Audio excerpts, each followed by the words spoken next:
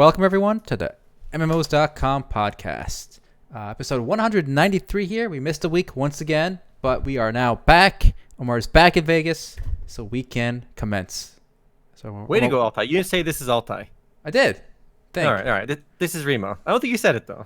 I didn't point to you like I usuly do, but oh my God, Altai, you ruined everything. We went 193 episodes. Everything was great till you messed it up. I'm pretty sure I said it, but we'll let the video records tell us.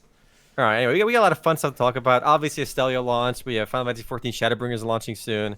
There's some spicy leaks from Activision, from Blizzard Entertainment, posted on 4chan. Obviously, a very credible source. We'll be talking about that. But I want to start this podcast off with my new favorite subreddit. Okay. There's a subreddit called Shitty Mobile Game Ads. And if you've ever been browsing on your phone, whether it's on Twitter, Instagram, Facebook, there are a lot of shitty mobile game ads. And this subreddit aggregates them. And there's one mobile game Altai and I actually played somewhat recently called Tales of Wind. And these Chinese mobile MMORPGs are usually the worst. So check this ad out, for example. I didn't believe this was a real ad. But then I saw it on the subreddit in multiple languages. There's no way this is just a meme. It's a real ad. I have seen some really, really bad ads from Chinese games. So this is real, boys. This is for Tales of Wind. This is amazing. This is a real ad.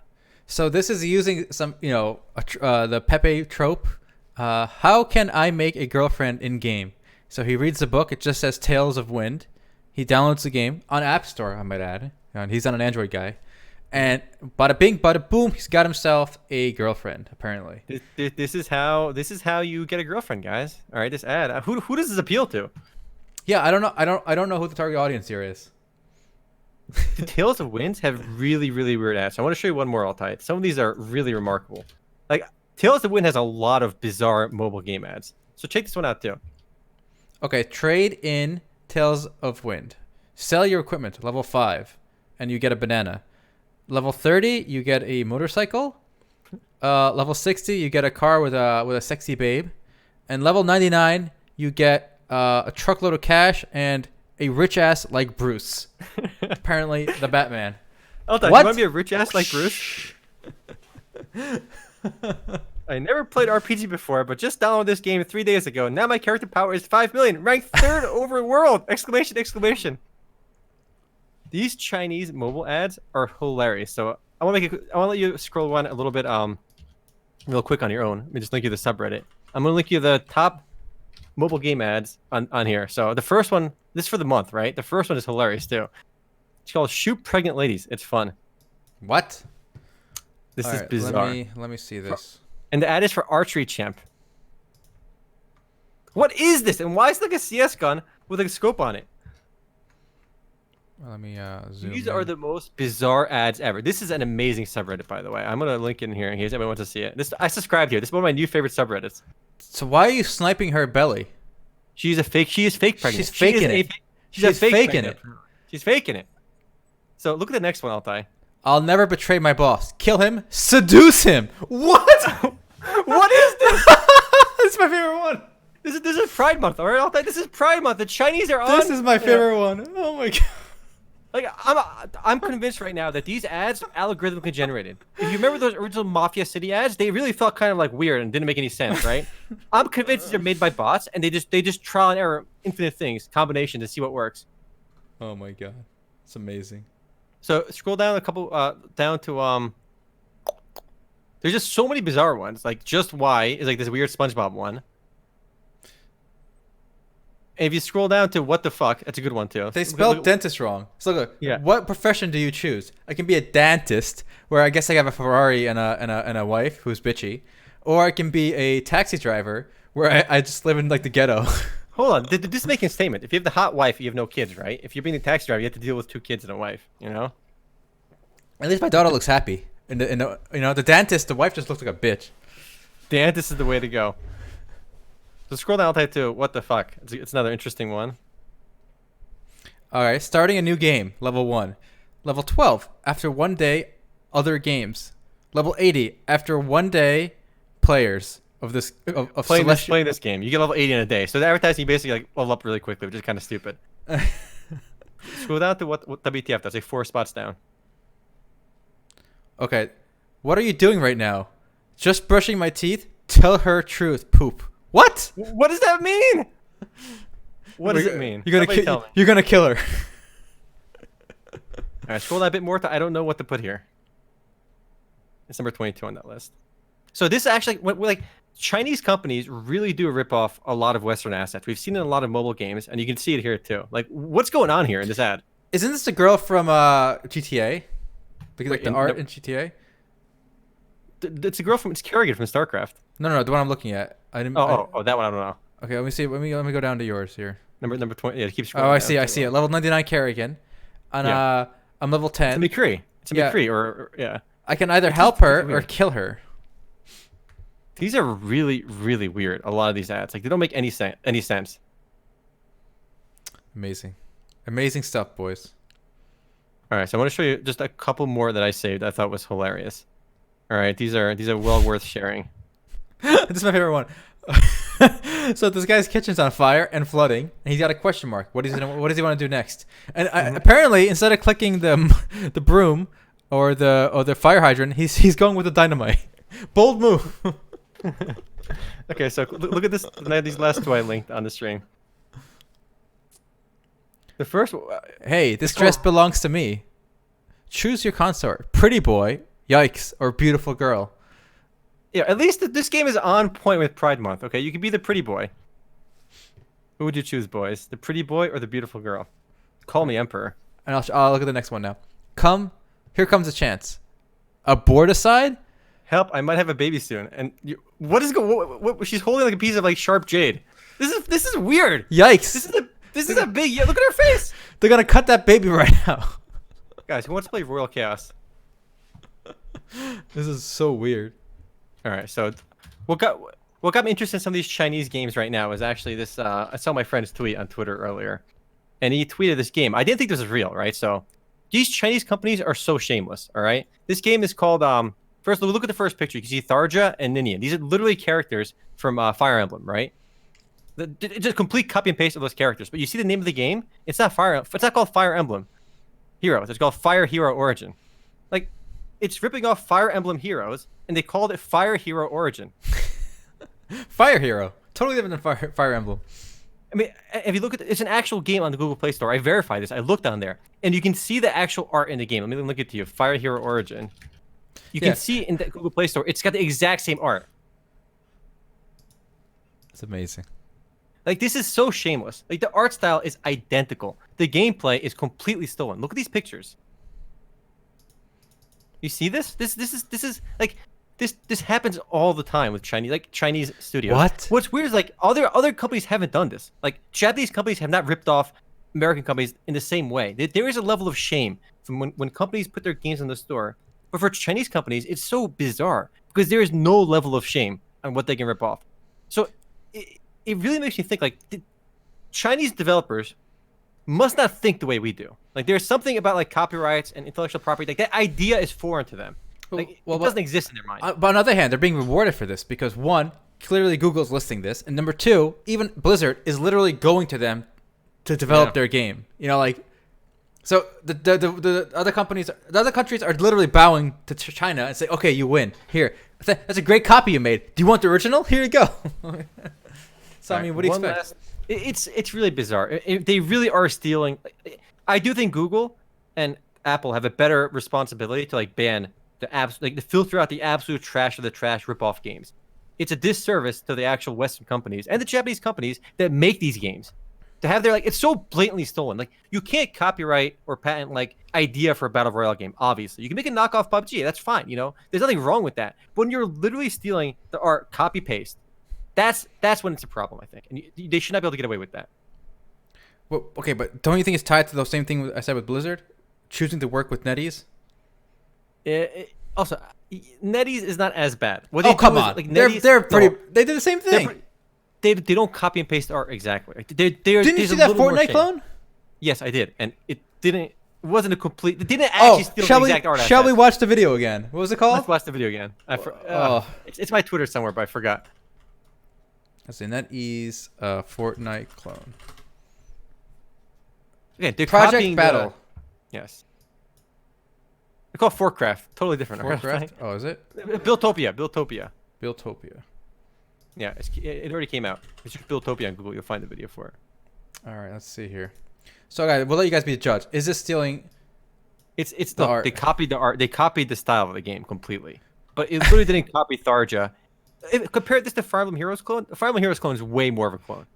I don't know. This is like a clone, but the other one's an absolute clone. If that It's makes literally sense. the same thing almost. Like they changed the bare minimum. Even like the tier colors are the same. The placement of the guns is the same. Hold on, the tier colors are always the same. Okay, But I feel like the- WoW established the tier colors. Oh my god. It's the same guy. Literally, It's Builtopia. Fortnite. Look.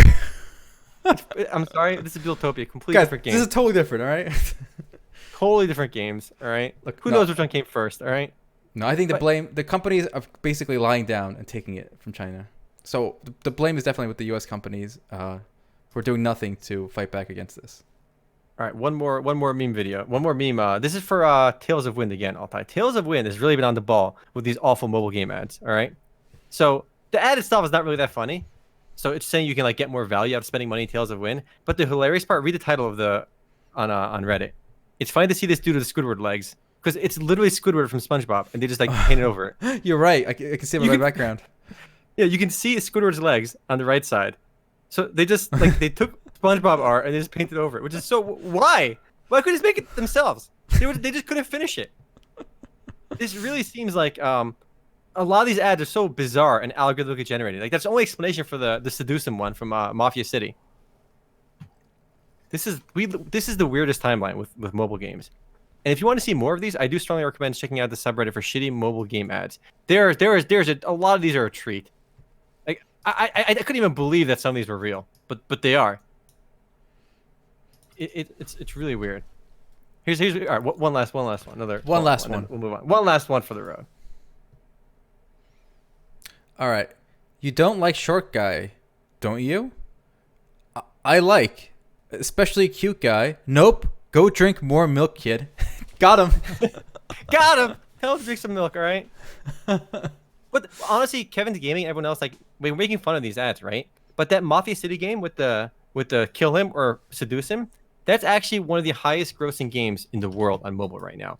It is on all the top charts, especially in Asia. It's popular in America too. We've been seeing ads for it everywhere. It's where the meme came from, like the level 1 like recruit, the level 30 like mafia guy, and level 99 boss. That's where that came from. And it's working. For some reason, people are playing that garbage ass game. It's another, pay to win mobile strategy game. But if you look at this the most recent Super Data report, I got it. you can see that, Mafia City is the 9th highest grossing mobile game in the world. Do you know what that tells me, guys? Mafia City makes more money than Final Fantasy 14. My favorite current MMORPG. So the game I play a lot of, Mafia City, that garbage ad you saw earlier, makes more money than like almost any, probably makes more than World of Warcraft right now too. I wouldn't be surprised. I wouldn't either. Bizarre. So yeah, it does work, guys. So it's not just like a joke. It is a meme, but it's working for some reason.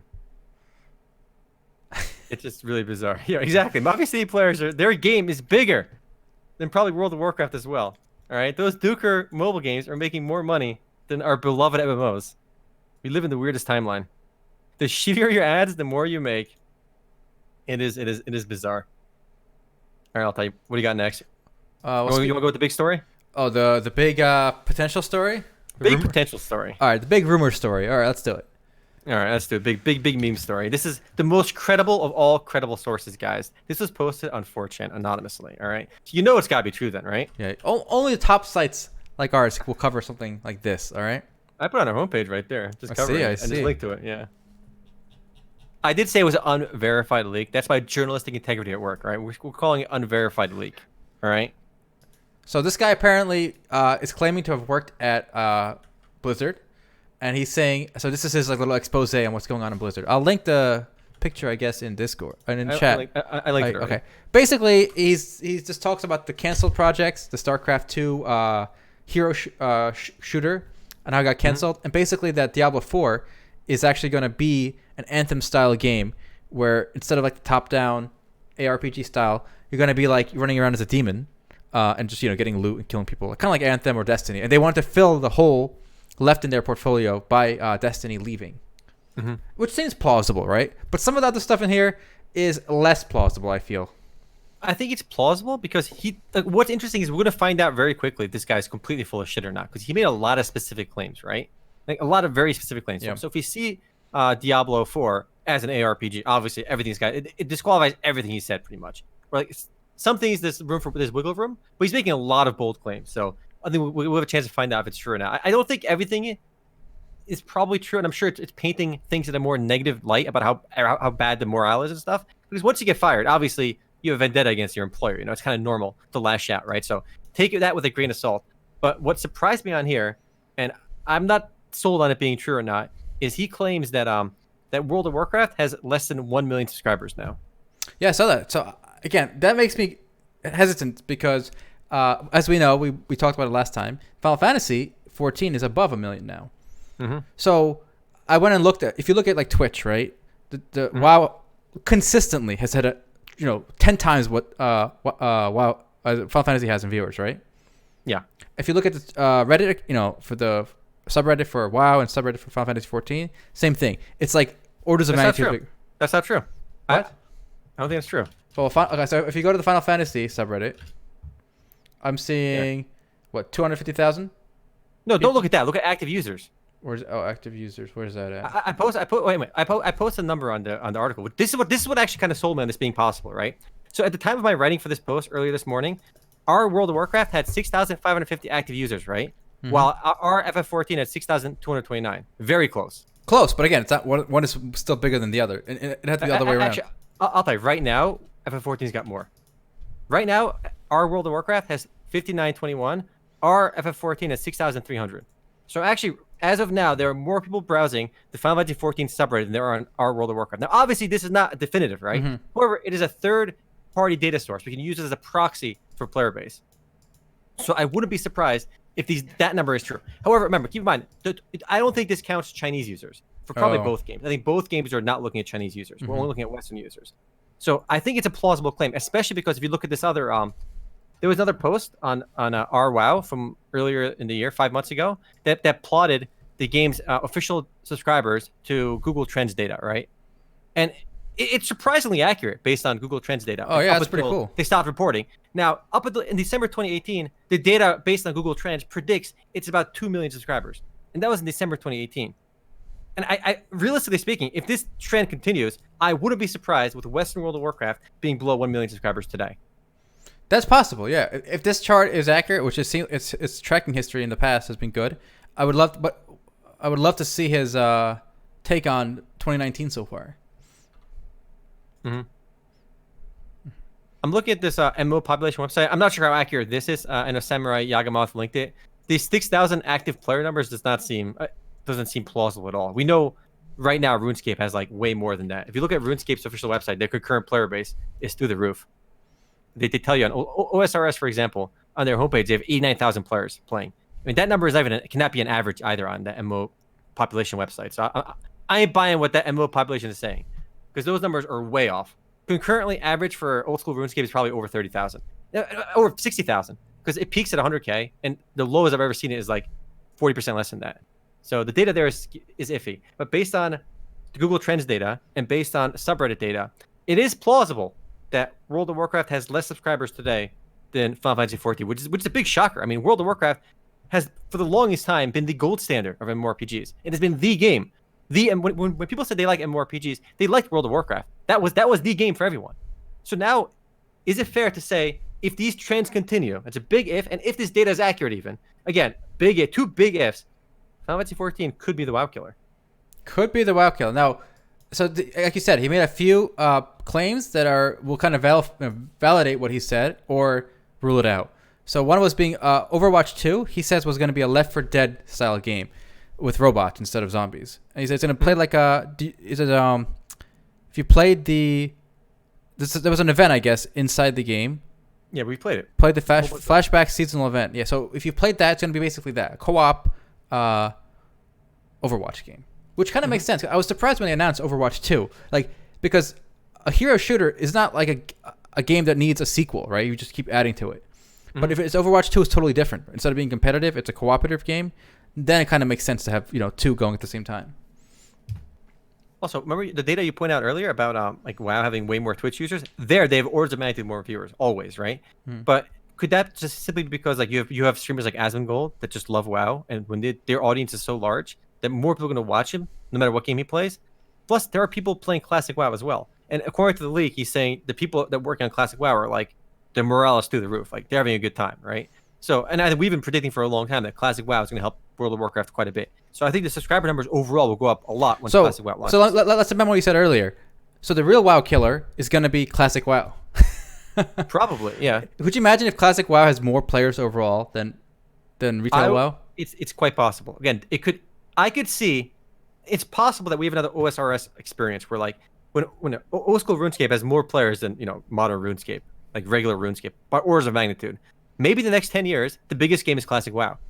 Just like and almost like World of Warcraft Live becomes like live RuneScape, like not old school, like regular RuneScape. That could happen too. It's crazy. So there's a lot of it's worth reading this. There's basically a little tidbit on every single Blizzard game. Even Hearthstone apparently is plummeting.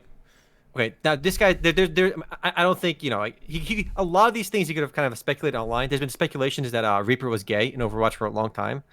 I mean, it's not like he came up with this idea. So he could be playing off a lot of different things he read online and piecing it together in like one big post like this, right? Mm-hmm. And saying that Hearthstone is a staggering drop off is not particularly new insight. We covered this, I think, a couple months ago. I think when Superdata released their report, it showed that the player spending year over year back in 2 months ago was down like 50% year over year, which is insane.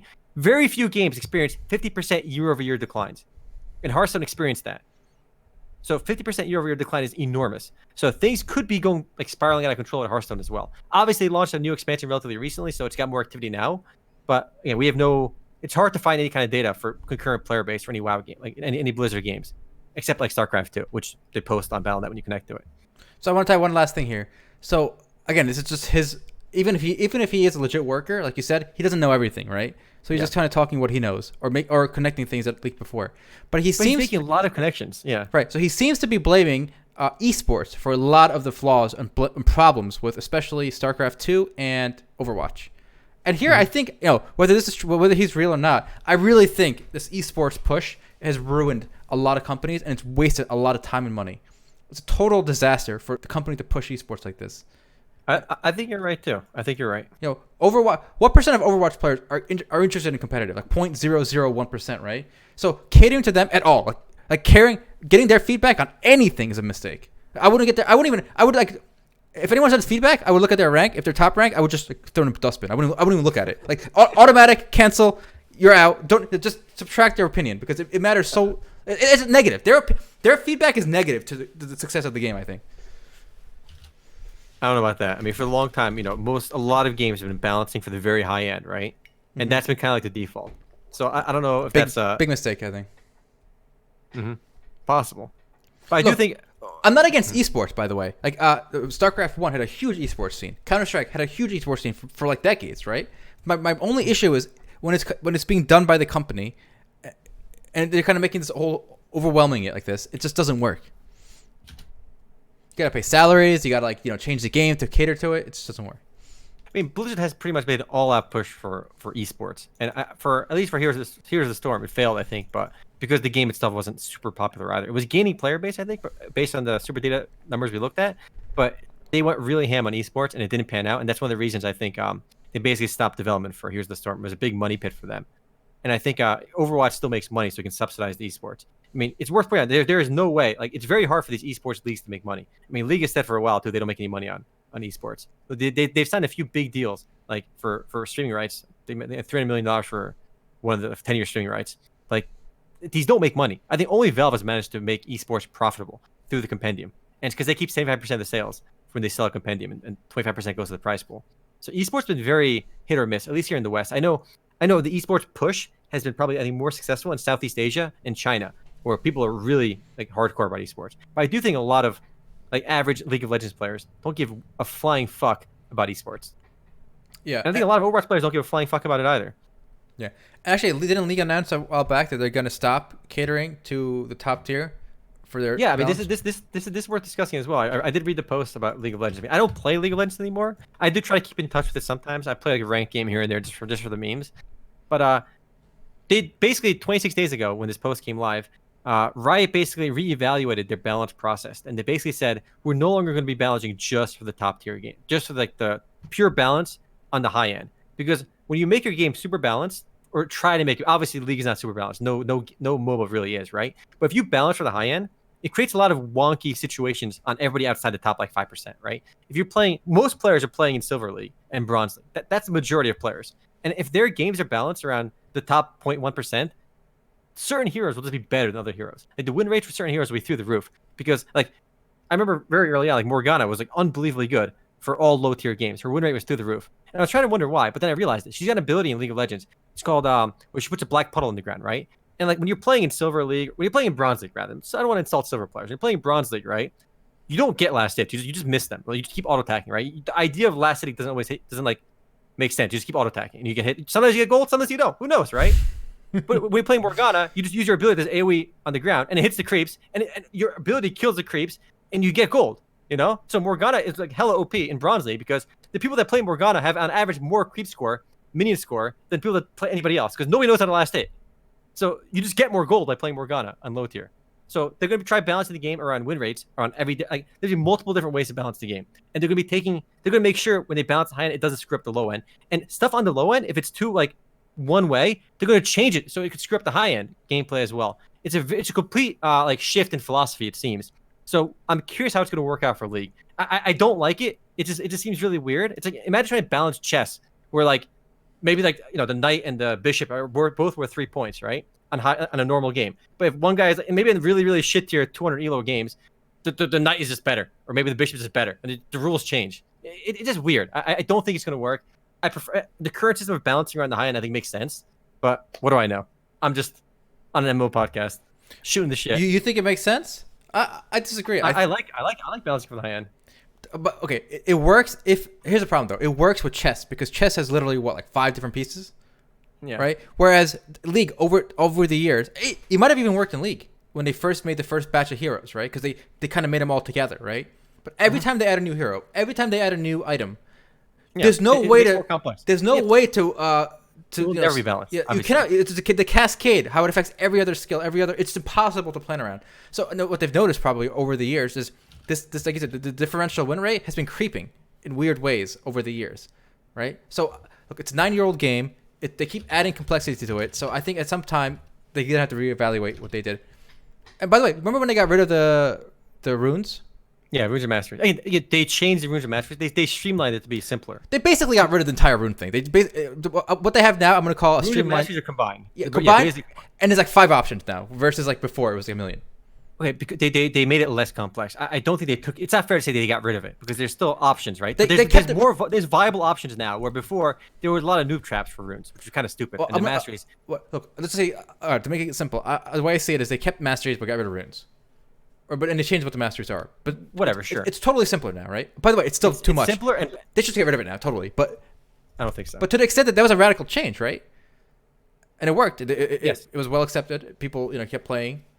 Yeah. So I think there's room to radically change the game. But that change kind of was balanced around like the same thought process of making the game balanced on the high end was applied for that. Like it didn't like what's going to happen now is they're basically saying that what happens in bronze games, right? If in bronze games, Morgana is stupid overpowered, for example, right? And they look at the win ratios and Morgana is super strong. What's going to happen is for the whole, and let's say Morgana is utter shit and she's never played in top tier, right? In like Diamond Plus. They're going to nerf her. No. They're not going to nerf her. They're going to change things so that the win rates equalize throughout the divisions. That doesn't mean nerf her. They could buff her, but the buff could be actually a nerf to the low end. Like a bronze player might see the buff as a nerf, whereas the pro player will see it as a buff. Right, so you can have both. It can be something can be a buff at one end and then a nerf at another end. Yeah, right? Sure. Okay, so that's so instead of an AOE move that just kind of kills everything, maybe it'll be like a more focused, projectile that you have to aim. Mm-hmm. But it's really good for a pro. But a noob just doesn't know what the fuck to do with it. Oh, they put their formulas on that blog post I read. So it just rubs me the wrong way that like low end like bronze games are going to impact how balance works going forward in League of Legends. It's just really bizarre. Yo, Salmon01, I bet you I have quite a bit higher rank than you in both League and Dota, all right? Damn. I'm busting out the ELO card on you, buddy. All right, top 100 on 3 different accounts in League of Legends, all right? top 100 on 3 different accounts season 2. I was Masters League when I last played, in the most recent season I played in. I haven't played for years, though. All right? I'm busting out the mobile card. Oh, Diamond what? Diamond 5? Get good. Get good. Oh, there you go. All boosted. I got you. All right. So I played quite a bit of League. I am of the opinion, by the way, that if you're not in the top tier, you have no business talking about balance. I'm the opposite of you all time. If somebody says like, "Oh my God, we gotta nerf this," and I look at their rating and they're like gold or like silver, their opinion is just literally invalid. All right, literally invalid. I'm not interested. All right. Okay. But then again, some of the lead game designer for Riot, what was his name? Not the current guy. Fuck. He was like only like gold or something. Morello? He was only like gold, I think. So like, it is a different skill set, obviously, to be good at the game and understanding how the systems work. So maybe I'm just being an elitist right now, but they're clearly different skill sets. Well, okay. First of all, you gotta remember the point of this game is to make money. It's not to make a fair, balanced experience for the 0.1%. Of course, I know. So however, I think they could ruin the game by doing that. Well, again, if they did what you said, where they nerf Morgana because bronze people are winning a lot, yes, that's bad. Yeah. But that's just gonna happen. That's not gonna happen. What they're gonna do, they're actually gonna buff Morgana, but the buff will feel like a nerf to the noobs. Mm-hmm. That's what's gonna happen. Maybe if they can tinker it like to that degree, what you're talking about, yeah, that's fine. Well, okay, I'll give you an example. You remember Skeleton King in Dota? Yeah. Okay, so he literally had one button. Everything else was passive. And over the years, they kept experimenting with him. Like they gave him a few other optional activations, all this kind of stuff. So you can make a hero more. You can actually buff a hero by making it more complex. But to a noob, it'll actually be a nerf. Yes, that's possible. Yeah, that's what I'm saying. So that's what they're gonna go for, I think. If they can do that the way you just explained, I think that's fine. We won't create a big problem. But I don't think it's end up like that. We'll see. We'll see. I don't know. To their credit, though, they're pretty in depth. Like they're actually reaching out and talking like this. Valve and Dota, Ice Frog never does this. He just kind of plops it on, on a table. There's no like justification like this. Mm-hmm. And I think what makes me kind of hesitant and worried that they're going to screw it up is the direction they've been moving in general. I mean, there has been elo inflation in League of Legends for a long time as well. I mean, I think we've talked about this before, but more players. I mean, the way elo distribution works, right? It's percentages. It's like generally it doesn't matter how many people are playing the game. Like X% are going to be bronze, X% will be silver, gold. Like it doesn't matter if players are getting better. These are all relative numbers, right? Elo is relative. But what's happening is basically the bump early on was in bronze and silver. Like everybody was bronze and silver. If you saw the initial curve of the distribution of players, right? But now more players are being pushed into gold. It's not that players are getting better because again, these are relative figures. League is kind of embracing the design philosophy of make everybody feel good about themselves. So it's pushing more players into gold. So it's almost like people are fake getting better at the game when they're not. So if you didn't get any better, in fact, if you got marginally worse season over season, what happened is you actually got a higher rank the next season because more players are being put into gold, which is just the way they just basically shifted the percentages around. So higher percent ends up in gold than before. Before, when you were in gold in season 3 or 2 or 1, 2, 3, 4, 5, the early seasons, you were basically automatically in the top 15% or something. It was something like that. It was something. Now let's do it. I mean, you look at the distributions online, past and present, to see what I'm talking about. But it's pretty remarkable how much it has changed over the years. Like, Gold 1 didn't mean the same thing it did in Season 3. It means it's a lot less. But so have they added additional tiers, though, to the high end? Well, even if you look at just, like, before they added new tiers, I think, is there, like, Iron or something now? I haven't played since they added that. Like, so, and the Masters are relatively new as well. The terms gold, platinums don't bother me. Okay, I know we had this discussion years ago.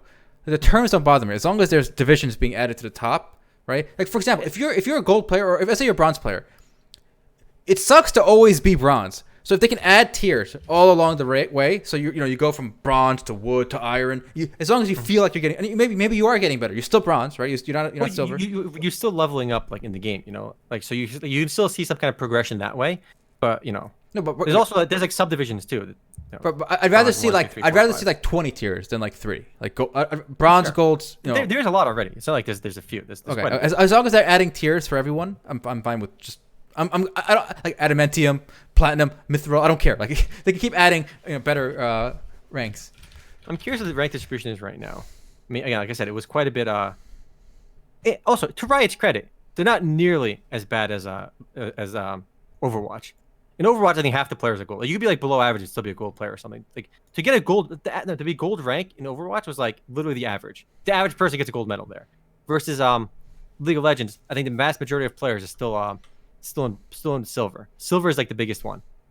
Actually, the biggest one is gold 5, but I think more players looks to be in silver overall. So if you look at, again, I don't know how accurate these guys are, but you can see the elo distribution is still not terrible. They did add they added iron. That's a new tier they added. Iron. Yeah. Is So that very few.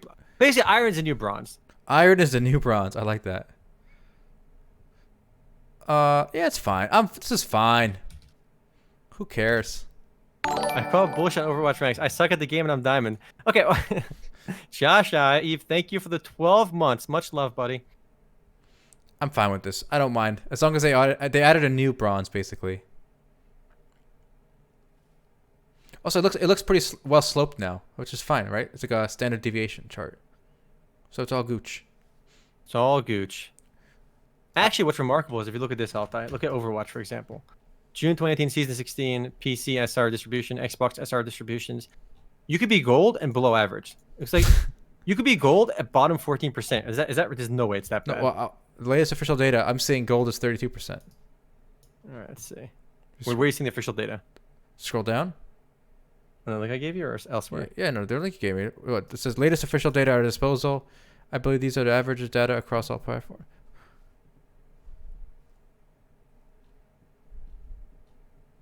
Wait, so you're right around. If you're the lowest gold though, you could be. If you're lowest gold, you're bottom 30%. If you're bottom 30% player in Overwatch, you're gold lowest tier of gold. You just add up 21 and 8, and you'd be 1% above that. All right. Well, I want to move on from this now. Let's talk about let's MMORPG. All right. Let's talk about Astellia, Altai. That just launched. We got Astellia. No. I already linked it. It's already on the board. All right, we're doing Astellia next. I've been playing a little bit. Sure. This is a quick one though. Okay. So Star Wars: The Old Republic launches, subscription, went free to play, and it had the stupidest free to play restrictions. And now they announced they're making them slightly less stupid, but they're still pretty stupid. And let's go through this. All right. So this is my favorite one. So before this, a free to play account could only have two hotbars. And this is a game like WoW where you need or like Final Fantasy, for example, where you need a whole bunch. You can put your mount there, your potions, everything goes on hotbar. Your skills, everything. Yeah, skills. So there was only 2 available to free to play, but now it's going to be 3 available. 3. Get one more, yeah. Like how stupid of EA to try to monetize hotbars. Yeah, I think they're one of the only games that have done that. Like, yeah. There are games with a lot of free to play restrictions, but monetizing hotbars was always kind of like in your face. It's like. Honestly, pay to win is better. I'd rather than monetize literally selling OP weapons. It's frustrating to not have the skill slots you need. Yeah. So it's like the worst monetization. Even Asian MMORPGs don't do this, where they charge you for hotbars. Yeah, that was like a new EA innovation, right? Good for EA, right there. Yeah. Now, is it any wonder that? By the way, this is a BioWare game. Is it any wonder that this game, the same company that made Anthem, didn't fucked it up so bad? Like with this kind of philosophy, they're totally out of touch with any semblance of a live service. You can't just make it so blatant. It's so irritating every time you're playing. Yeah, it's too in your face. It's a friction point. You bump against that paywall as a free to play user immediately, and it's frustrating. If you can take away those pain points, or at least you can even shuffle the pain points around where they're way later on. Like if somebody can pay for an OP weapon, that's it feels unfair, but it's not something you're bumping against when you play a game on your own. Because for the most part, a lot of MMORPGs, even pay to win MMORPGs, if somebody's paying for OP shit, it doesn't really affect you for the most part. So you don't bump into that. But here, you immediately bump into this, and it's terrible. Yeah, and again, this is a criticism of the game's mechanics, especially the free-to-play mechanics. But to be fair to them, they made one good change. So the medical probe and quick travel. So basically, you can open your map and teleport between little town areas if you're near a transporter. Now anyone can do that. Before it was just paid people. And the medical probe is a one every couple hours auto res. If you just die in the middle of a wilderness, you can just get back up. So only pay to play players could do that. Now everyone can do it, which is good. It's good. Yeah. The game is obviously losing players, so they're doing this to kind of retain more players. I mean, we really haven't heard too much hype for Star Wars: Old Republic in a while. It's kind of sad given how popular a franchise Star Wars is to see Old Republic doing pretty meh. All right, now we can move on to Astellia. All right, we gotta talk about Astellia, boys. This is go to MMOs.com homepage all day. Turn off that ad block. Let's see some giant Astellia ads. So my one gripe right away. All right, this is I hate this phrase. So when you turn off the ad block, you'll see the ads, right? But I hate this phrase. It's like a lot of these developers basically like the term pay to win is obviously like hated, right? So a lot of developers flipped it around to play to win. I hate that term. It doesn't mean anything. Play to win. So they're plastering the ads everywhere saying play to win. I do not see these ads. You got ad block on, buddy. I have like multiple ad blocks. Although got like he's double condoming it. You know, he's got multiple ad blocks on. Yeah, no ads. You gotta link me. Don't worry about it.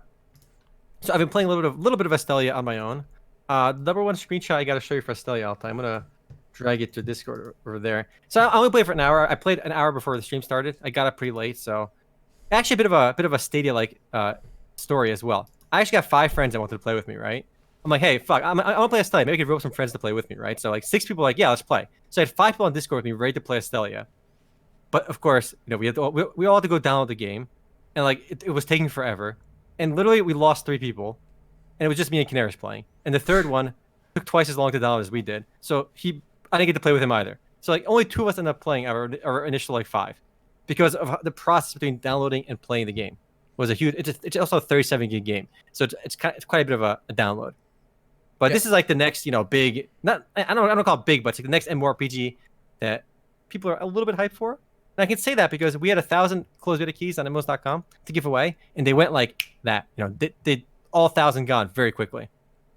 And Rage is asking the important question: how is the performance? And Rage, I cannot report good news there. However, I do want to say it's better than Bless. It plays better than Bless, but it still runs pretty poorly. So when you're outside dungeons in the world, the game looks unusually similar to like a bastard between Aeon and Bless. It looks very similar to like those games merged together. I had Bless vibes immediately when I played the game. It's Unreal Engine 3 powered just like Bless was.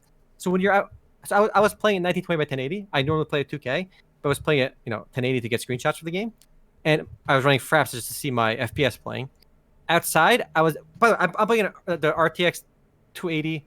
I have a i9 CPU, top of the line, everything, right? I'm getting sub 60 FPS at 1080p. What? Resolution. And I couldn't break 50 for the most part. When you're outside in the open world with a few other players running around, sub 50 FPS is normal on top tier everything, which is unacceptable, purely unacceptable. And again, I'm playing with top of the line CPU, top of the line GPU, top of the line everything, and it's installed on my SSD, by the way, too. And I was wondering, okay, this is some Bless shit all over again, boys. Some Bless shit all over again. And I looked at the game's folder. I'm curious how many files were in the game. This kind of a small benchmark to see like how optimized the game is. Almost all Unreal Engine 3 games are poorly optimized. And I was looking at how many files are in the folder for Astellia. So I wrote it down. So I clicked it. I saw 26,666 files in the folder for the game, which is absurd. So just to give you guys a comparison, guys, StarCraft. I clicked a few random games I had installed. Right, StarCraft 2 has 772 files in the folder. Edmonds Online, which don't ask why I have this shitty game installed. I was playing Edmonds before. Has 188 files. Final Fantasy 14 has 138 files. Final Fantasy 14 is probably a bigger game as well, gigabyte wise. World of Warcraft has 2,000 files. So these are your range of files. And then you have, good old Astellia with 26,662 files of unoptimized garbage. There's so much shit in there they're not going to use. And it just creates, it's so poorly optimized. Fortunately, when you're in dungeons, FPS is fine. But that was the case in Bless as well. Because when you're in dungeon and Bless, there's nothing else to load. So the game ran smoothly when you're in a dungeon. But it's unacceptable for Unreal Engine 3 MMORPGs nowadays. And they run like ass. Blade and Soul is also... So actually, I do want to say something, though. Blade and Soul was built on Unreal Engine 3. It also has a shit ton of files.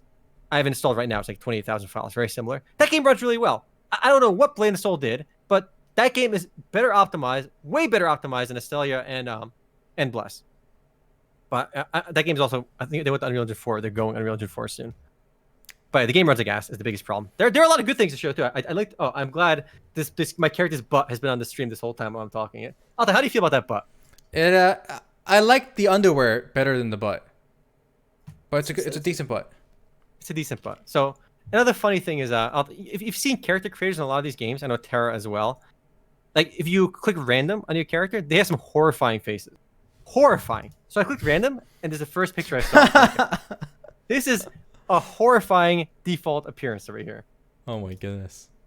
It's really something else, boys. This is the default character. This is what I saw when I first went to create my character. It gives you a random preset. I'm gonna have nightmares. Now, the game has decent appearance customization. You can like, there's a lot of things to change around. Though the face options are awful. I think almost all the faces, at least for the lolly character, I'm obviously playing the lolly race, looks very bizarre. It's kind of like Elin's, I would say, in Terra, because like a lot of the Elin faces look really weird. But beyond the faces, you have good options for hair, color, all that jazz, eyebrows. So appearance customization is not bad. And again, I only played for an hour. I got to level 6. There's some the one thing that stood out to me is some of the outfits look surprisingly good. I'm all about that, I'm all about that appearance customization. So let me show you some of my outfits. Immediately when you start playing the game, you get some decent looks. Wherever I put my screenshot folder. Chaos Shield of 24 months, 2 years. Yes, Canaris like this character too, so you can show Canaris' character on the stream. What? 2 years, easy clap, Chaos. Let me see what I put this chat. All right, let's see your character. Canaris' character looks. Oh yeah, Canaris' looks a lot better than the one you linked me. Okay, that way my character is not just that one. But let me see if I can show you some of the outfits. I thought the outfits look pretty decent. Actually, what makes it the spiel for this game, I'd say, is the Estelle system. Basically, Estelles are just pets in the game. You collect pets, so there's a whole bunch of pets you can equip, which are basically they help you in combat. That's kind of like beyond that, it just feels kind of like a generic Korean MMORPG right now. Yo, look how cute that character's dress is, though. Right? Is this is this an Estelle, right? It's a pet. Well, that's my character right there. Oh, it's a character. Okay. You can see that one Estelle's on the left side. It's like that clockwork girl on the left. She's like a doll. Yeah, it looks very generic. The inventory box, the little buttons on the top, on the bottom right. The outfits, I think the outfits are kind of cute though. The outfits look good. Is the side of the same outfit? I do like the little green stitching over there with the X's. All right, it's a little detail. All right. Stitching. Look at that stitching. All right, I appreciate the little details. All right. So the outfits are kind of cute, but the UI, the look, it feels like Bless, which is giving me PTSD right away. Like immediately when I log the game, like, oh god, please no, not again, not Bless again. But it runs better than Bless, but still, that's not like a good benchmark. Like slightly better, running slightly better than Bless is like not a cool thing. No, can you believe they made this game cost money here in the West? That's the problem. The game costs money. It should be free. This should be free. This is the standard for, I think, for an MMORPG to be able to charge money is risen a lot over the years. Like the free to play, like there's a lot of free to play games. The game is free to play in Korea as well, so it just makes sense for it to cost money. Like Black Desert Online, I think is definitely been one of the bigger launches of the year. So I think it got away with charging money, but it's only like $5. It was on sale when it first launched, like pretty low as well. So it was never that expensive. I'm not sure what Stellia's gonna cost, but I think if you want to start playing like 7 days early, it's $100. So it's not cheap. It's $100 you want to start playing early. I think, what do we have to look forward to this year? Besides WoW Classic. WoW Classic. Okay, let's not count that. Shadowbringers, hell yeah. Let's not count expansions, new game launches. We have Astellia, maybe Air. Like nothing too exciting, it seems. Yeah. Yeah. It feels like, look, it's my opinion is kind of skewed because like if it was free to play, and big if the optimization shit is fixed, which obviously is not going to happen. It's one of those things where like in the closed beta, if the game runs like ass, I'm sorry guys, they're never going to fix it. Like once you're in closed beta and people are playing the game, we're beyond the phase where they're actually going to fix the game, like the fixed optimizations. We're well past that, So I'm afraid it's going to run like ass in the future. And when there's more people in the game as well, when there's people on the screen, it's going to run like ass. Well, how exciting! I'd have a more positive. The advertising on MMOs.com too. So like, I would have a more positive view on these guys if it was free to play. But they're charging money, and it's on Unreal Engine 3. So I know it's going to have some issues with the optimizations. And in closed beta, there's still gender locks. But they said once the game launches in September of this year, all those gender locks will be removed. You'll be able to play a male version of each of the characters as well. All right. Well, I mean, I guess it shows that the drought. People are still excited. I bet there are people pre-ordering this for the $100 because they want to be the first ones leveling up in the open beta. I mean, even the closed beta, Altai, people are clearly excited for an MMORPG because in the closed, we gave away all 1,000 keys very quickly. All the beginner areas were hella packed. And here's the thing about Astellia too. Like, I recommend if you find a closed beta key, try the game out. I actually still have a few closed beta keys left that I actually asked them for more. They gave me like 20 more keys. I might give some of those out in the post game if people are interested. But what's fun about these games too is when you play for the first time, that glorious world chat where everyone is jaded. It's a world chat where everyone is jaded as fuck. So everyone's like, yeah, he's gonna end up like Bless again. Like, what do you guys think? Literally every MMORPG that launches, it's always fun where all the MMO hoppers are playing the closed beta, shooting the shit in the world chat of just like how jaded they are, how shitty all these new MMORPGs are. Frank Castle. I'm playing on the server that begins with A. The second one on the list. Well, second on my list, but the one that begins with A.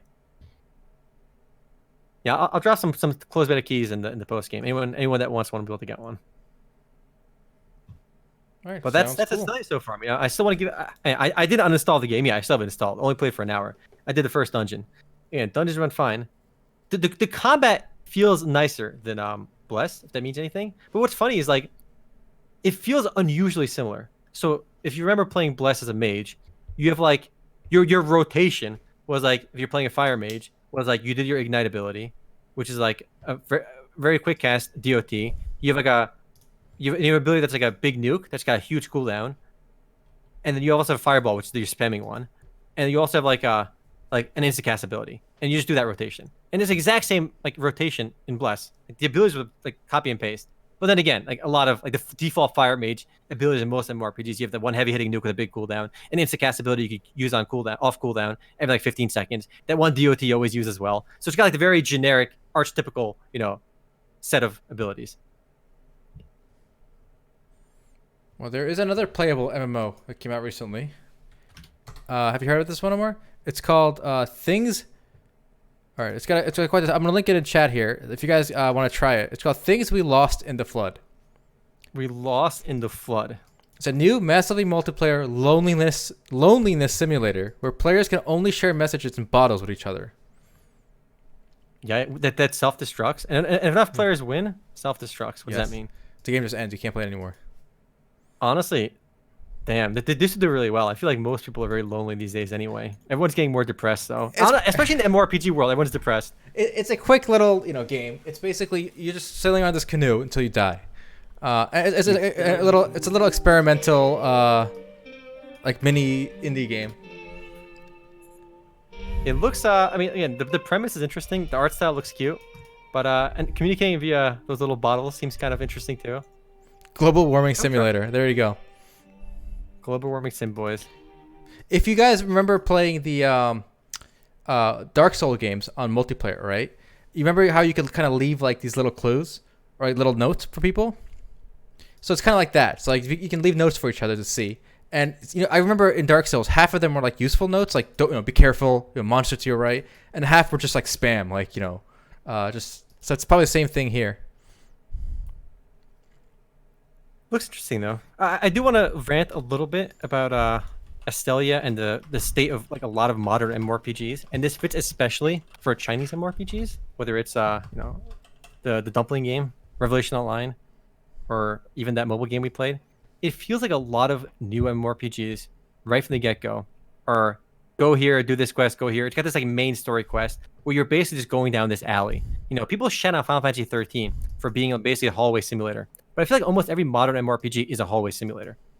All the zones are so segmented, almost like hallways, but like slightly wider. But usually there's separations of these canyons, and you just always go down the same path. It feels very much linear, and there's no sense of exploration, no sense of like you picking how you want to play the game. And this applies to almost every modern RPG. Revelation Online, Astellia gave me the same feeling right away. If you look at old games like Lineage 2, you never had that. In Lineage 2, you just kind of walk around, do whatever quest you want when you want. You there's different zones you can go to. Old Ragnarok Online was never like that as well. I feel like people always say, "Oh, quests are cooler," right? But I feel like developers are taking the idea that quests equal good to the extreme. Now everything is so quest driven that the quests have become meaningless. I don't want every quest I don't want to be on a rail going from point A to point B, just constantly doing the same kill quest. I'm not saying grinding is always the answer either. Like when we play MapleStory, Ragnarok Online, Lineage 2, a lot of these old MMORPGs, you got to experience the world at your own pace. It wasn't just like when I log into Astellia later tonight, which I'm going to do and play, I know exactly what I'm doing. I'm going to go talk to the NPC my main quest tells me to talk to. He'll take me to point B. He'll give me another quest. And I'm doing the same, like I'm on a rail. There's no free will in these games. Like I'm doing the same thing everyone else is doing. And it's weird. I have no sense of like the world and being in the world. And isn't that what MMORPG is supposed to be about? Like being lost in this world? And there's no like, if you're playing Ragnarok Online or even Tree of Savior did it as well. Like you go to the wrong screen. There's like level 90 monster that one shot you. Like it's kind of stupid from a gameplay perspective, but like it gives you this idea. Like, oh shit! Like I can't wait till I'm level 90 and kill those things, right? Stuff like that. All that is lost in modern MMORPGs. And this is just it's just really weird. I do think First the of whole all, questing thing has been taken way too far to the extreme. let's not call Astellia a modern MMORPG. It's an Unreal 3 engine MMORPG. So it's yeah. When did it come out in Korea? When did it come out in Korea? it's got, well, I don't know when it came out, but it's inside. It's like 10, 15 years old. All right. Actually, BDO, Sapphire made a good point. Black Desert Online didn't have that. In Black Desert Online, you play the game the way you want. It was, you can do quests, but you don't have to do quests. I love that about Black Desert. Like, a lot of new MMORPGs that just don't have that. It just, you're going from, it's such a rail. And the Chinese games are the worst about it. Like, if you played Revelation Online, literally for the first 3 hours, you're doing nothing but clicking next quest, next quest, next quest for 3 hours. I'm not even joking. And then the game kind of opens up. A lot of games don't open up for like 3-4 hours nowadays, and it's terrible. Like, it's what do we do, Altai? How do we fix this? We can't, especially we can't fix it with this, with these kind of releases. I mean, WoW Classic also had Vanilla World of Warcraft when we played. It had the quests. I feel like that was a good balance of quests. Like, it wasn't constantly telling you have to go do this quest. However, like in Astellia, in a lot of games, you cannot progress until you do the quest. And there's just so many like quest chains for the main story quest and stuff. You can't progress until you do it. And while like you can just ignore all the quests and grind if you want. And there's like multiple, sometimes there's different paths you can go. Like I remember you could skip Red Rock Ridge if you want, go straight to Darkshire if you leveled up a little bit more in Westfield. So like it's still a little bit gated in WoW, but there's usually multiple options sometimes. Like you can avoid certain areas if you don't want to go there. Okay. It wasn't perfect, but like it was good. You know what, another big problem that's kind of related to this that I have? Overabundance of quests, which is related, right? Exactly. So, yeah, exactly. And unfortunately, I see this leaking into single player games too now. So I actually quit. I stopped playing The Witcher like halfway through because I'm tired of this bullshit quest clogging my quest log. Everywhere I turn, there's like 20 guys giving me shitty quests. I got to kill like some rats. I hate it. It's total bogs you down, and I hate completionists too. I hate them. I'm just choking. Oh my gosh. When I see you hate them. Why? Yeah.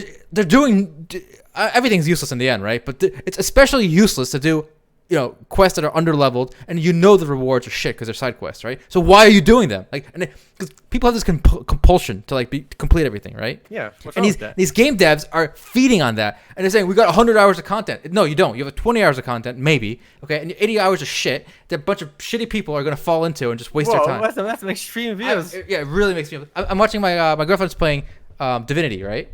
Mm-hmm. And she's spending so much time doing every useless quest. It's OC. They're literally monetizing OCD, and I think it's wrong. No, it's not good for them. It's exploitative. They should be regulated. It's not exploitative. It's exploitative. How is it exploitative? People are getting enjoyment out of that. That's the value. Well, people get joy from heroin, but my god.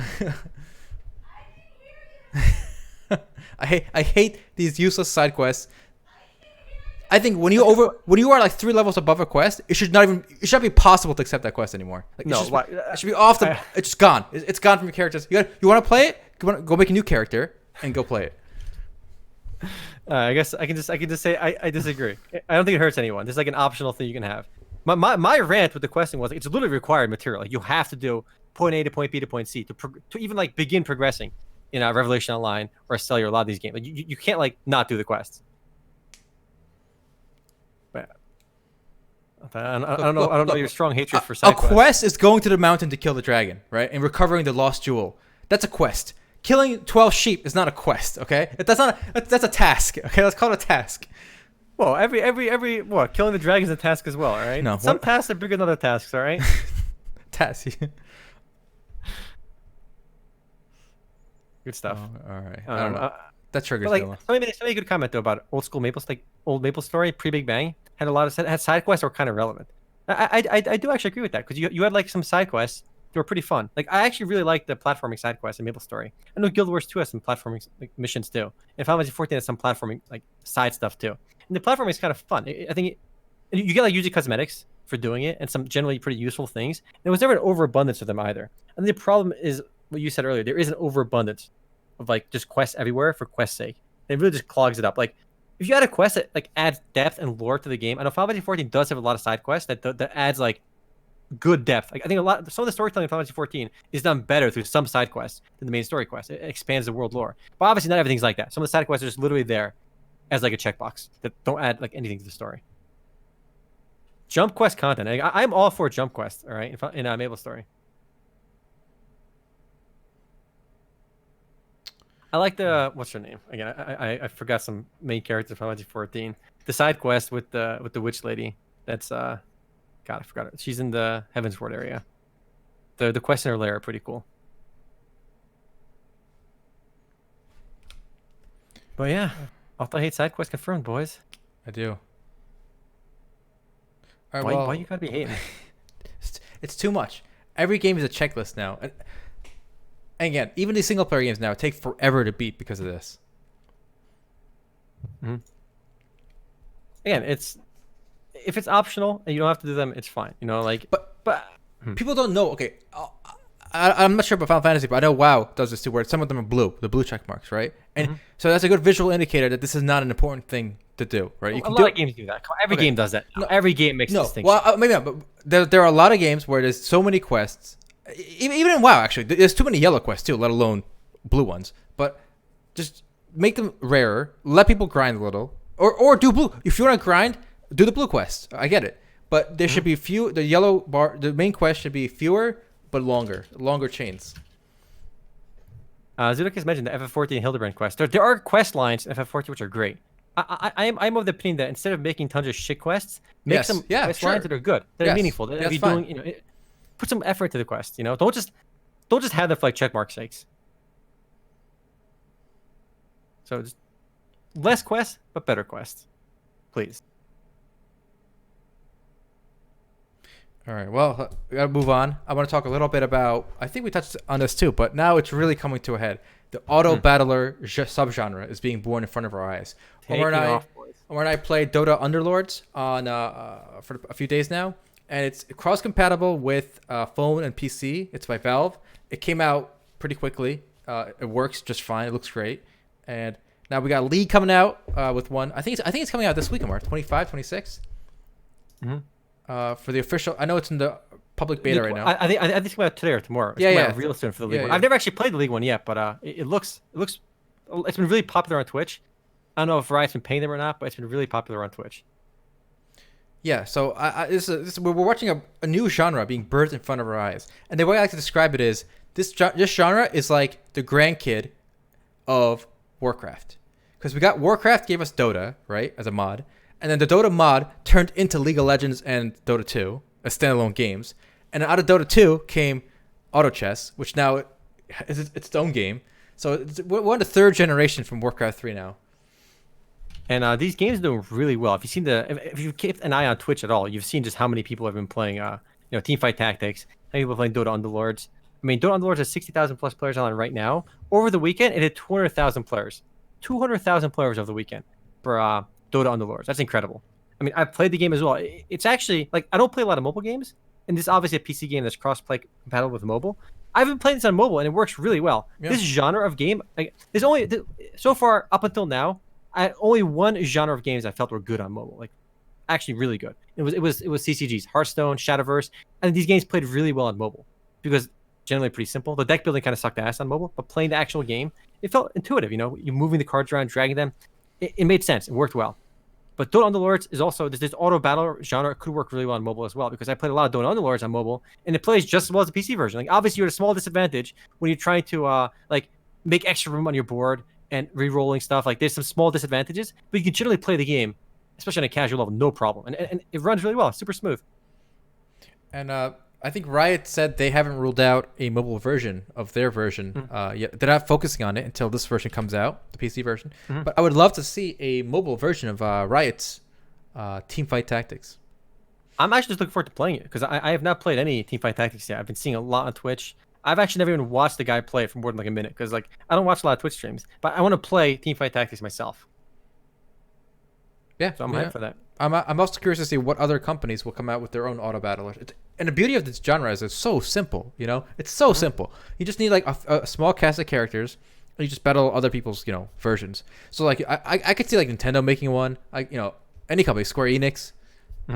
It's just so Fire Emblem. It's so easy for this genre to work with any IP. And it's remarkable because like a lot of games have been more and more hands off in easy mode. Like this kind of fits everything. You can literally, it's called auto battle. They play like you just place the units and they battle themselves. There's obviously some strategy involved. But, like, it's a very hands off, chill game. If you want to play on your PC, you can kind of like, while playing, you can do something else too if you have two monitors. I'm surprised it's amazing to me that like this became a genre. Like Battle Royale became a genre relatively recently, right? Like it's amazing that auto battler is becoming a genre right in front of our eyes. I never thought this would have been this big. Like auto chess completely blew up, and it's already led to like 2 major games, Dota Underlords and Teamfight Tactics, and they have over 100,000 players. They peaked at 200,000 players this last weekend. That's incredible. That's huge. Very few games get those kind of numbers. So this is, do you think this will be the next MOBA genre or the next battle royale genre? No, I don't know if it's going to get that big because we're already seeing the numbers and they're not really contesting the main MOBA numbers, right? I mean, it could still grow from here. This is still like I think this genre can appeal to anyone. Like a lot of casual players, I think can play Dota Underlords. Whereas imagine asking like some girl from work or like somebody to like play a game with you, right? Like you could if you were asked to play Dota 2 with you, you're just a bad friend. You're just a bad host. If you ask any like guest like that you haven't seen in a while, that you don't know if like he's a hardcore gamer or anything, and you ask, hey, let's play, and they ask, hey, let's play a game. You play a lot of video games. Let's play a video game. And if you recommend Dota, you're just an asshole. That is a confusing disaster of a game to introduce to somebody for the first time. Yeah. But hey, Dota Underlords, even that casual person will generally be able to play and enjoy the game, I think. Maybe. I gotta try that. I gotta test this one. I don't know. You test it. All right, ask Diamond to play with you. See if she figures it out. I think it got some casual appeal, some universal appeal. I think some other company will make the big version, not these guys. Some casual IP is gonna do it. Candy Crush Auto Battler Saga. That's a good one. It's coming, boys. If I had to put my money, I put it on Supercell, the Clash Royale people. They could do it. They're smart. Imagine what do you call it? Clash Battle or auto Clash or something? I don't know. But you literally they have the characters already: the dragon, the little wizard, the little knight, and then you just fight the other guys. Boom, done. I think actually one of my favorite mobile games, like standalone just mobile games, not crossplay, is what's it called? Brawl Stars. Really good game. If you haven't played it, like I don't play a lot of mobile games, I will give Brawl Stars a bit of a shout out. It's really well designed. Just a fun mobile game. Strongly recommend. It's all PvP. PvP gaming, boys. In chat, someone says, so is Auto Battle the next evolution of the tower defense versus maps? Kind of, but there's actually already a map in Warcraft 3. It's very, very similar to this Auto Battle phenomenon. It's called Pokemon Defense. There might be other versions of it with other IPs, but the one I was familiar with for years, when Warcraft 3 was still new. Before this even Auto Chess even came out. Yeah, so Pokemon Defense. If you Google that, if you have Warcraft 3, maybe you want to check it out. It's basically you catch Pokemon, you line them up, and they fight the guy to your right. Same mechanics. I mean, none of us wonder. You say that like a joke. You download Warcraft 3 immediately. I have Warcraft 3 installed right now, and I played last night. So I still play Warcraft 3. Game is like from 2003 or something, and I'm still playing it. God bless. God bless Warcraft 3. I think the number of people eager to play Teamfight Tactics, I'll tell you, is through the roof. If you try playing the public, if you try getting to public beta for the game, it's like a waiting list of 300,000 players. So the numbers on Teamfight Tactics could be through the roof compared to the Underlords. We don't know yet. We'll find out soon. It's launching officially with the next patch, which I think was scheduled for today or tomorrow. Yeah, I don't know what's taking so long with Warcraft 3 Reforged. I feel like, going back to that 4chan leak. So he's saying, Blizzard has a lot of morale issues, a lot of people leaving. I can kind of understand that because there's no other reason for this game to be taking so long to come out. Mm-hmm. Yeah, I'm waiting for that as well. It'd be nice, but I'm still enjoying my my War 3 in the meanwhile. All right, what else we got, Altai? Let's see. We got the new Lolly class coming to BDO, but beyond that, nothing special. Oh, what do you talk about the data leak with BDO? Yeah, I mean, that was a big data leak for BDO. A lot of account names and passwords got posted online publicly. It's another one of the security breaches. We've been hearing about that for a long time. Whether it's like Target, whether it's Experian, all these companies are getting data breached. Apparently, they had a lot of passwords stored that were not encrypted, so all the information got public, and everyone affected, which apparently is a lot of people, had their accounts frozen. So in order to get your account back, it's a bit of a hassle. You can't just say you own the account. You have to actually send Kakao Games a picture of your photo ID from a new email address after you submit a support ticket saying, I own this account, my name is this, and you'd ask to get the account back. And you just send a picture of your photo ID holding a picture of today's newspaper. Yeah, when Omar told me this, I didn't believe him. I thought he was pulling my leg because, the only time I saw that meme, a ransom, your hostage situation. You gotta hold a newspaper and your ID. In their defense, you can also hold your ID next to your monitor, next to your support ticket. That works as well. Oh wow, At least you don't have to. Imagine your mom walks in or your parents walk in while you're holding today's newspaper in front of a camera. It's like, what are you doing? It's definitely a little bit bizarre. I mean, obviously the controversy here is that people don't want to send Kakao Games their IDs, you know, because like they couldn't even secure their account name and passwords on their end. You give them your photo ID. They said you can block out the driver license number or your passport number if you want, but it is still a big weird situation, especially if you're playing as a kid. You know, like you don't have a driver's license or a government issued ID when you're like 14. Like when you get a driver's license, yeah, you're fine. But like a lot of people don't get that license till 18. So you're playing BDO less than 18. Like if you don't have a passport, which most Americans I think don't have passports, like what do? Your account is donezo? You gotta like go out of your way to get an ID somehow. Maybe a library card or something. Library card. Dear Mr. Black Desert, please unban me. Here's my library card. Do people still have library cards? I don't know. The library still exists? Do dogs have brains? It's super sketch. I would not send them my ID. I would just lose my account and be like, F you. No, I know. If I sunk hundreds of hours thinking of my ID, I don't care. I don't mind. I'm not anal about my data. I know a lot of people like super protective of their data and stuff, but I'm not. Can I have your social security number? You already know my social security number. What's funny is just right now, Shu messaged me. I'm curious what she said, right? She messaged me saying, "Good lord, you should watch Rune's Pharmacy 3 hentai. It's really good." Yikes. These are the kind of messages I get from Shu. All right, well, so, I said number 2 is really good because I've seen number 2. This might be a good time to go to the post game. Let's go to the post game. Let's go about to the that time. When we start talking about hentai, we're gonna be, it's a time to go to the post game. All right. So take care, YouTube, and I will see you next week.